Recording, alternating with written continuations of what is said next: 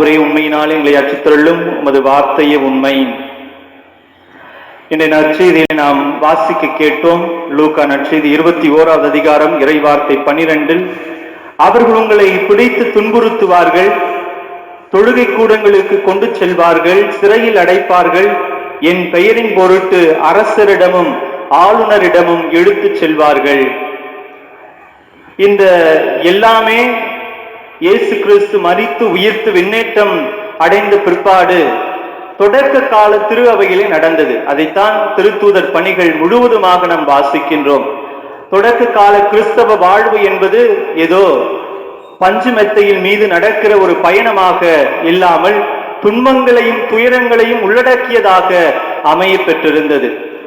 லூக்கா நற்செய்தியும் நற்செய்தியாளரும் இந்த கால சூழ்நிலையில் தான் இந்த நற்செய்தியை எழுதுகிறார். நம்ம எல்லாருக்குமே தெரியும், வரலாற்றின் ஏடுகளை நாம் திருப்பி பார்க்கிற பொழுது கிபி 324ஆம் ஆண்டுதான் கான்ஸ்டன்டைன் என்கிற ரோமை மன்னன் கிறிஸ்துவை ஏற்று கிறிஸ்தவராக மாறுகிறார்.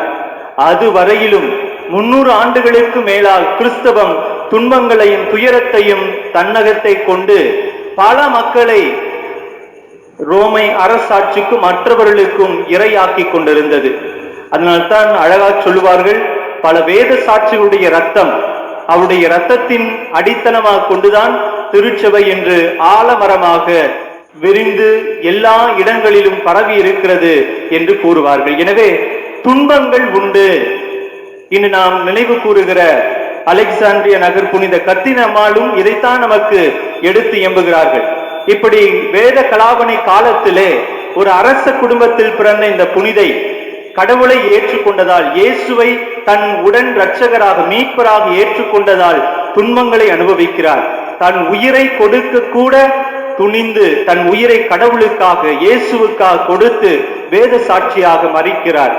இவரது விழாவிலே நினைவு கூறுகிற இவரது நினைவு கொண்டாட்டத்திலே இவரது மரணத்தை நினைவு கூறுகின்ற நமக்கு கடவுள் கொடுக்கிற செய்தி இதுதான். நாம் படுகிற துன்பத்தால் கடவுளுக்கு சாட்சிய வாழ்வு வாழ்கிறோம். நாம் நம்முடைய குடும்பத்தில், நம்முடைய பங்கில், நாம் பணி செய்கிற இடங்களில் அனுபவிக்கின்ற துன்பங்கள் நமக்கு மீட்பை பெற்றுத் தருகிறது. கடவுளுடைய பாடுகளோடு நம்முடைய பாடுகளையும் இணைத்து அந்த பாடுகள் வழியாக, துன்பங்கள் வழியாக நாம் பலனை, அருளை, கடவுளுடைய இரக்கத்தை பெற்றுக் கொள்ளுகிறோம் என்பதை இன்றைய நற்செய்தியும் இன்றைய நாள் வழிபாடும் நமக்கு எடுத்து எம்புகிறது. அன்பார்ந்த சகோதர சகோதரிகளே, அதைத்தான் லூக்கா நற்செய்தி, இன்று நாம் வாசித்த நற்செய்தி அதிகாரம் 21 இறைவார்த்தை 13 நாம் வாசிக்கிறோம். எனக்கு சான்று பகர இந்த துன்பங்கள் உங்களுக்கு தேவை. கடவுளுக்கு நாம் எவ்வாறு சான்று பகர முடியும்? நாம் இருக்கிற சூழ்நிலையில் இருக்கிற துன்பங்களை முகமலர்ச்சியோடு ஏற்றுக்கொண்டு அதை வாழ்ந்து காட்டுகிற பொழுதுதான் கடவுளுக்கு உகந்த சாட்சிகளாக நாம் மாற முடியும். அன்பார்ந்தவர்கள், அப்படித்தான் பல புனிதர்களும் திருச்சபையில் இருந்த தந்தையர்களும் வாழ்ந்திருக்கிறார்கள். பல இறை மக்களும் அவ்வாறு கிறிஸ்துவுக்காக தங்கள் உயிரையே தியாகம் செய்திருக்கிறார்கள். 2 தீமோத்தேயர் புத்தகம் 3வது அதிகாரம் 12வது இறை வார்த்தையில் நாம் இவ்வாறு வாசிக்கிறோம்.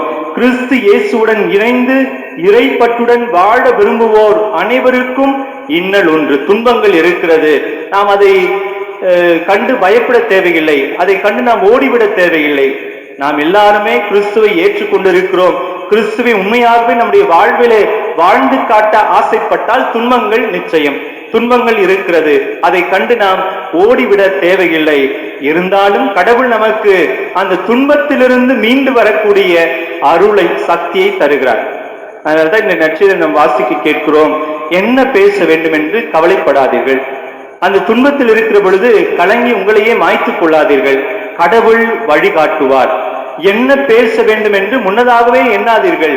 கடவுள் அந்த நேரத்திலே வழிகாட்டுவார் என்று சொல்லியிருக்கிறார்.